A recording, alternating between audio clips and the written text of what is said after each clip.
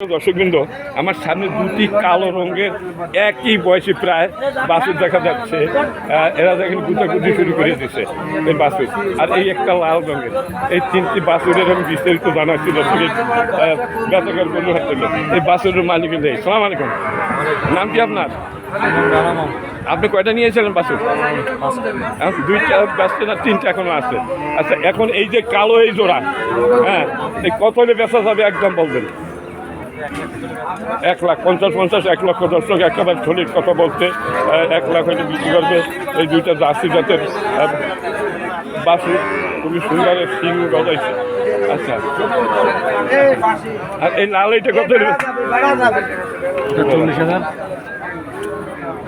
দর্শক, এই যে লাল এটা একটু সারানো, এই লাল এটা 40,000 কথা একটাই, দুটারের কথা কোনো আর নেই করে বাবা ইউনিক আছে।